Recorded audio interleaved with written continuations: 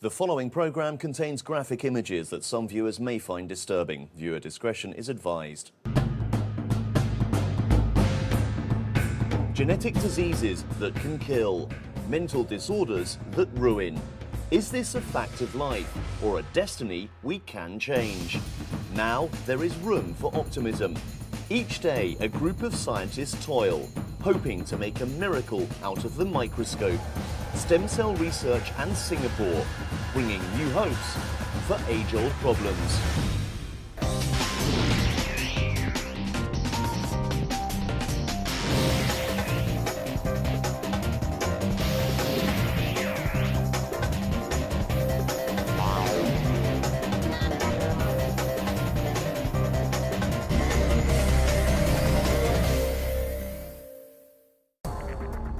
Health, our new wealth. As we build our physiques, some in a Southeast Asian nation are also fortifying us. Their tools, minuscule but mighty. Stem cells. Strong government support, world-class facilities, and an impressive legacy has made sunny Singapore an Ibiza for research haven. In 1994, Professor Arif Bongso and his team from the National University of Singapore was the first in the world to isolate human embryonic stem cells. In 1995, a team from 2 Singapore hospitals scored another global first, using cord blood stem cells to treat a boy with a blood disorder. These achievements soon set the pace in a global race to harness stem cell power, with Singapore so far emerging as a research bigwig and a global biomedical hub.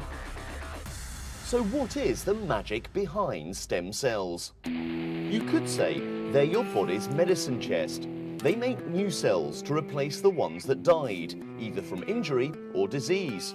Medical science may have evolved to sophistication, but we remain vulnerable. Cancer, diabetes, leukemia, Alzheimer's, congenital heart failure and schizophrenia, just to name a few. Fortunately, stem cell therapy is offering new hopes and possibly new leases of life. Stem cells renew, rejuvenate, give birth to new cells. When there are new cells, healing begins. For now, most stem cell therapies are still in research stage, not yet as formal cures, but one island state is pushing on. First up, a branch of stem cell research that has brought Singapore to the limelight. The human embryonic stem cells, or stem cells from the human embryo. Much debate has arisen over its use. Many biomedical hubs like the United States and Germany have remained reticent in human embryonic stem cell research, citing ethical concerns. Singapore, on the other hand, offers the refreshing alternative. Here, research conducted on an embryo is permitted, only if it hasn't turned 14 days old. After that, it is deemed unethical, as the embryo should be considered a living person. Singapore allows human embryonic stem cell research, but only within such regulatory measures. Because of this flexible framework, world-class researchers have begun to flock here. One member, Dr. Alan Coleman, who's best known as the man who helped clone Dolly the sheep in 1997. Having worked in various parts of the world, Dr. Coleman arrived in Singapore in 2002. Jokingly, I could say that I don't find much Premier League football in the USA, and I find a lot in Singapore. And to someone who's come from the UK, that's very attractive. But more seriously, it's the enthusiasm and the commitment of the government to support certain areas of research. We've been able to get on with research here with world-class facilities. To date, Singapore has spent some $2.1 billion in the biomedical sciences. This bodes well for the future of human embryonic stem cell research here. I think stem cells as a general medicine are already hitting the market in a slow way. So we want to make a contribution and we want it to be substantial. What we want to do is something significant and help people. But the immediate goal for Dr. Coleman and his team is stem cell research for the understanding of diseases. One project in the works, studying schizophrenia. Schizophrenia is a mental disorder that may cause hallucinations or the often reported hearing voices. Classic example, thinking someone is goading you to do something, someone fictitious.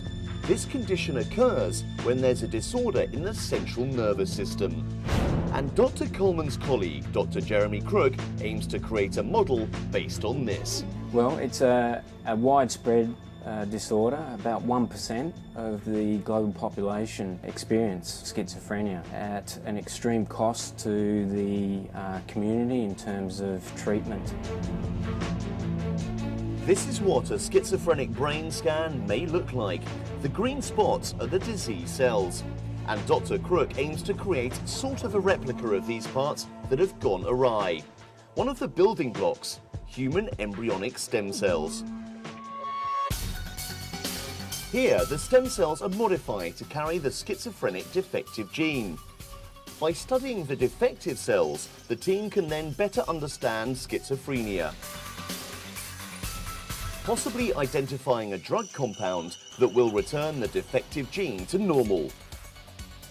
So really these models are a way to discover new therapies, new drug therapies, to treat schizophrenia as well as better understand the cause and pathology of the illness. Coming up, when the Daily Shave becomes bleeding episodes and football turns fatal, see how the humble umbilical cord can save lives and provide new hope for those with a rare blood disorder and severe skin wounds.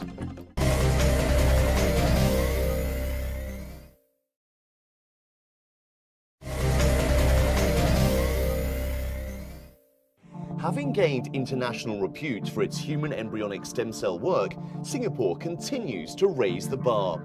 An enterprising scientist here has discovered a source of stem cells, sealing the Republic's status as a research powerhouse. Cell Research Corporation is a Singapore-based startup, providing cell strains, culture media and support services to researchers and businesses globally. Its biggest claim to fame? A breakthrough discovery in 2005. Here in the delivery room, the baby's the highlight. But there's something else special, and Dr. Phan Tong Tang, one of the founders of Cell Research Corporation, was the first to notice. The moment the baby is delivered, all attention is focused on the baby and the mother. By this time, everything else is called the afterbirth. But Singapore-based scientist Dr. Phan, who hails from Vietnam, found that the outer lining of the umbilical cord is an amazing source for stem cells. The world sat up and took notice. Stem cells from the cord lining was novel. Previous sources came mainly from the adult human body or from human embryos. But Dr. Phan's eureka was a serendipity. He had his eyes on something else for stem cells. The real story behind this is that Dr. Phan had come across the placenta as a potential source of stem cells. However, he was unable to get any good placental membrane from which to get the stem cells. In the first place, the placenta was hard to decontaminate due to its bloody surface. Not one to be daunted, Dr. Phan found his next inspiration fast. Next to the placenta lay a bottle of umbilical cord. He tested the sample for stem cells, and the rest, they say, is history. An immediate boost for the global research community. Cord lining stem cells provided greater quantities to work with compared to other sources. Say you're a scientist. You want to do your research on stem cells, but there's just not enough of them. You either keep growing more, what they call culturing, or you wait for stocks to arrive. With cord lining cells, shortage woes may be a thing of the past. This cord here is about 55 centimeters long, but it holds some 6 billion stem cells. With Dr. Phan's discovery of cord lining stem cells, the researcher's life has been made easier. And its potential doesn't end here. Using cord lining stem cells, Dr. Phan's researching treatments for those with severe skin wounds in Vietnam, and the results have been encouraging. His remedy: Cord-lining skin stem cells are first cultured on a scaffold. The new cultured cells are then applied on the wound. This long-suffering Vietnamese patient managed to close his wound in a week after stem cells helped grow new skin cells for him. Interestingly enough, these cells which we grew on scaffolds, what the cells were used for initially was really to increase what we call granulation, i.e. wound bed readiness to accept a skin graft. To our surprise, we found that in the first few patients, not only did we improve the wound, we totally resurfaced it. Dr. Phan also mixes umbilical cord lining stem cells in a gel form to treat severe cavity wounds. The treatment has saved Vietnamese diabetic patients from undergoing leg amputation. And Dr. Phan's team has found another spin-off technology. Outside the human body, stem cells disintegrate quickly. In comes Dr. Phan's condition media. When bathed in this liquid, the stem cells absorb nutrients better. Their response? They secrete proteins. And these proteins do wonders. They repair skin and could possibly be developed into portable treatments for battlefield injuries. Cord-lining stem cells, like any other cell, talk to each other by releasing proteins. The proteins, they encourage cells to divide. They are replacing what is missing, and they're taking away what is not required. They're balancing the environment to allow the cells to grow once again. Cord-lining stem cells are increasingly being used by researchers from around the world. One of them is Dr. Con Oi Lian. Using cord-lining stem cells from Dr. Phan, her research aims to treat a rare blood disorder that occurs once in every 5,000 to 10,000 male babies born. Football and rowdy games, all part of being a boy. For those with an unusual blood disorder called haemophilia, rugged pursuits strike more fear than fun. Haemophilia is a disorder where one's blood doesn't clot normally. When grazed, a haemophiliac may bleed longer. A small cut can even turn fatal for those with a severe condition. Children who have hemophilia tend to get very severe bleeding under conditions of normal activity, such as playing football. But the main areas that are dangerous would be if they bleed into the brain. 2/3 of haemophilic children are in developing countries. It would cost about $300,000 a year to treat a haemophilic patient optimally, and most can't afford it. The effects of haemophilia can be controlled, but some in Singapore are looking towards better treatments. And Dr. Con Oi Liang's team is doing just that. One type of haemophilia they're studying involves a gene that has malfunctioned. This gene isn't producing a substance that makes blood clot normally. That substance is called factor VIII. It produces a very large protein which is essential for blood to clot. So without factor VIII, you don't clot your blood as easily. When you have a cut, blood leaks profusely. Notice it tapers off after a while. A scab may form. This is called clotting, and factor VIII is responsible for it. Unfortunately, haemophilic patients lack this clotting factor. Much of Dr. Con's work aims to introduce this blood clotting factor into cord-lining stem cells. Her eventual vision is for these modified cells to be transplanted into the patient's body. So far, Dr. Con's research hasn't reached clinical trials. Instead, her team is currently introducing the factor VIII gene through a transplant of cord-lining stem cells into haemophilic mice. Results so far have been heartening. When human cord-lining stem cells were placed in mice during the research process, there were no signs of rejections until the 7th to 14th day. This is significant, as our bodies are designed to reject tissues that aren't our own. Imagine our body is like water. If you put foreign things inside, it won't merge. Likewise, our body will also reject foreign material. But when you put in a liquid, it's different. Similarly, Dr. Con's test suggests our body will be tolerant to cord-lining stem cells, just like two liquids mixing well. What is the magic behind cord-lining stem cells? The secret could be the source. They come from the umbilical cord, which really belongs to the fetus. A point to ponder. If a fetus is a foreign tissue in a mother's body, shouldn't the mother reject it physically? Dr. Kon and her team believe the umbilical cord has a unique quality that's causing the mother's state of tolerance for the growing fetal tissue. And cord lining stem cells have developed this quality.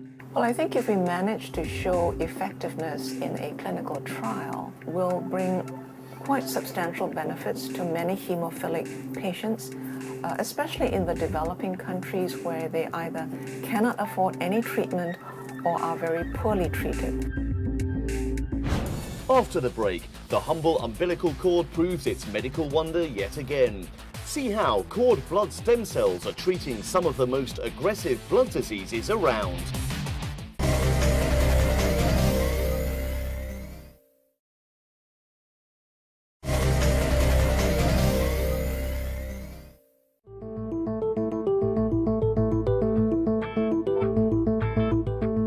Babies, miracle of life and sometimes source of life. Dr. William Huang is Medical Director of the Singapore Cord Blood Bank. Cord blood is what the baby leaves behind after birth. But to Dr. Huang, the story has just begun. When the baby is delivered, the umbilical cord is snipped. Inside this cord is blood that could potentially save someone's life. The baby doesn't need it anymore, but someone else does. And the first step is for the obstetrician to collect it at its freshest. After that, to the bank it goes, where the intensive work begins. The sample is first checked and its volume assessed. The white blood cells are then separated from the red blood cells and plasma. The white blood cells are the focal point, because that's where life-saving stem cells are. Next, off to the cell counter to check for the number of viable cells present. Those that make the mark will be banked. Their final resting place, this cryopreservation room with liquid nitrogen tanks at -190 degrees Celsius. The cord blood stem cells will be stored until they're called for a transplant. The use of cord blood is mainly to treat blood-related diseases. The best source of these cells is from healthy cells of another individual, such that they are able to replace the bad cells, either from bad because of disease or genetic disease of a patient. But cord blood has its limitations. Suitable for children, not so for adults. Bigger in size, adults need larger quantities during cord blood transplants. Addressing this issue has since been one of Dr. Huang's research priorities. It is widely used in pediatric patients because pediatric patients are small relative to the cord blood unit, but for adult patients, sometimes there are insufficient cells available for transplantation. Researchers around the world have been trying to expand cord blood cells in culture to provide sufficient numbers for transplants, but no one has devised a satisfactory method yet. In comes Dr. Huang's team. They're going to use two existing methods to expand cord blood cells. The first technique is from the Johns Hopkins University. Its driving force, mesenchymal stem cells, or MSCs. Mesenchymal stem cells are special types of cells. They tend to form a layer when you grow them in culture, and they have certain special properties.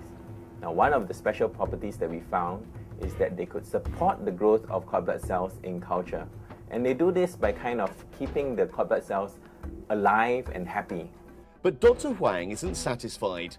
He's going to use the second technique, which originates from the Massachusetts Institute of Technology. One key feature, the use of two kinds of protein that seems to add a touch of magic, efficiently expanding the cord blood cells to much desired results. When we combine both techniques, we found that we were not only able to get cells of a much larger quantity, but also that we had better quality of cells. Promising results indeed. If all goes well with Dr. Huang's research, 1 unit of cord blood could soon create multiple wonders. But a good workman needs his tools. Dr. Huang's research samples hails from gracious donors to the Singapore Cord Blood Bank. Juliana has just signed up for the bank's cord blood collection program. One day when her child is born, his umbilical cord blood may save a life. I feel that my cord blood usually would be discarded, after the delivery. So I decided that instead of putting it to waste, why not I put it to good use for a good cause. Be it for transplants or research, Juliana's goodwill is in equally good hands. Dr. Wang has set his sights for a possible clinical trial to implement his cord blood cell expansion techniques.